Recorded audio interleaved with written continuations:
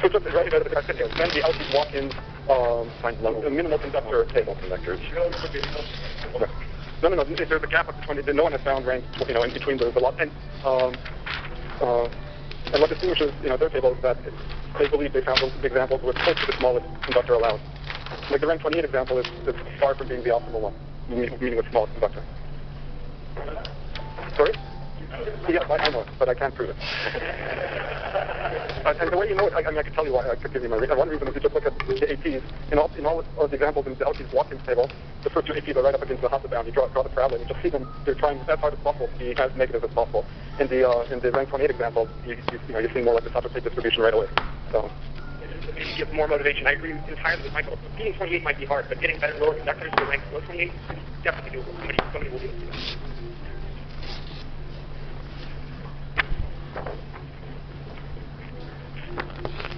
Okay, something else.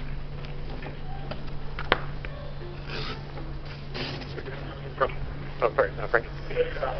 In groups, which we'll also hear about. So suppose you have a subgroup of SL3Z, then, and which is the risky depth, then you know, I think, to get to prove this theorem, that basically this group, it sees all the finite quotients. Well, not the subgroup properties, but it sees basically all the finite quotients of SL3Z. On the other hand, if it has some quotients that are not congruent quotients, then it's not a congruent subgroup. So the question is that an equivalent statement to being a thin subgroup? In other words, if you have a thin subgroup, does it necessarily have a finite quotient? No, but they might have quotients that are not congruent subgroups. So certainly all the quotients of the complex SL3 basically come from the thin subgroup, but does the thin subgroup necessarily have a finite quotient? I was just asking if you could compute an example, which is not coming via the map to SL3Z. So in other words, is the finite completion of the group basically the finite completion of SL3Z? I have no idea, but that's one way to possibly prove a group is thin. For example, to prove it's that onto like A17 or something. But is that always a method? Could that be a way of always proving to have a thin group?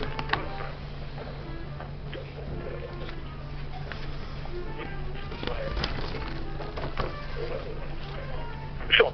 So this is not a question that, Gamma will basically see all the finite quotients of SL3Z, but it might have extra finite quotients. So that's the question. The question is, yes, finite group, yeah.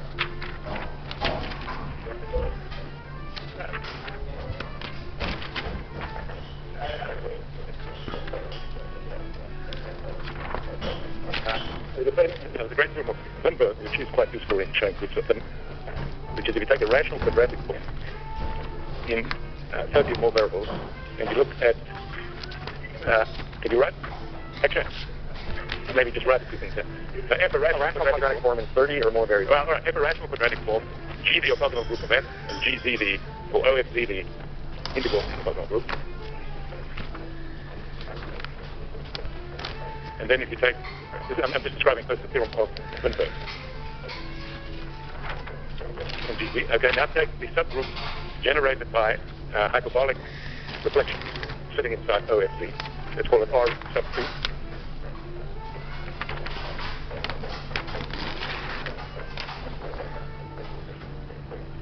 Then he shows that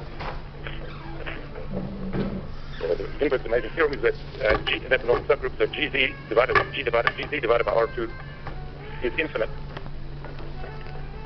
if n if the number of variables is bigger than 30. Nicolin has worked out all the exceptions in small dimensions. Okay, the question is Wimberg's theorem true if you allow also reflections which are Cartesian evolution? So a hyperbolic reflection will be one whose a vector is coming from a root vector of length plus or minus 2. The 2 gives a hyperbolic reflection, the other sign will give a Cartesian evolution. So if you take the full Weil group, is Wimberg's theorem still true? All reflections. That would be a very powerful way to show groups, hypergeometric groups whose the risky closure is orthogonal. So here's a generalization of Wimberg. And Chen-Meiri has shown that something quite interesting, that is, by the way, that GZ over R2 is always non-amenable if the dimension is bigger than 90. So it's not only infinite, but it's non-amenable. This is random interest. So the question is to extend Wimberg's theory not just on hyperbolic reflections, but elements of order 2 which come from root vectors of length minus 2. that would be extremely useful. And I think that it would be... Any comment?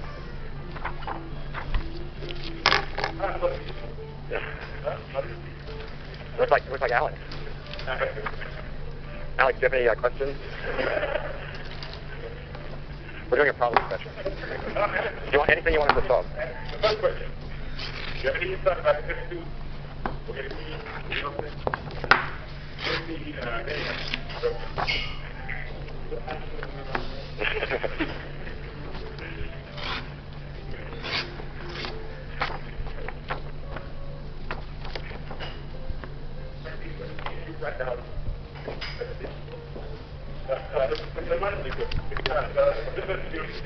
of confidence theory of fundamental domain generated by reflection. If a wall with an extent of each reflection defines the fundamental domain. So when those theories based, the fact that it proves that it's always infinite, or the fundamental domain actually the dimension inside the fundamental dimension as well, based on canonical fundamental domain that computes the R2. You can for R2, but if the opposite sign, I don't know how to do it. Well, sure, you can put this R2. In practice, yeah. So, in the area when I do have a theorem which goes halfway towards proving that, but it would be much better to finish in chemistry.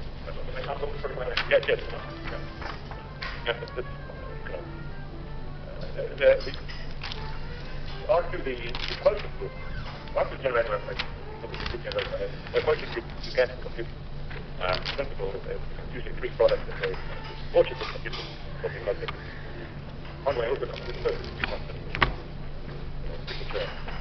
Maybe times 1. Okay, now it's my turn. Okay, somebody else have a question? Okay. So, this is a general question about angular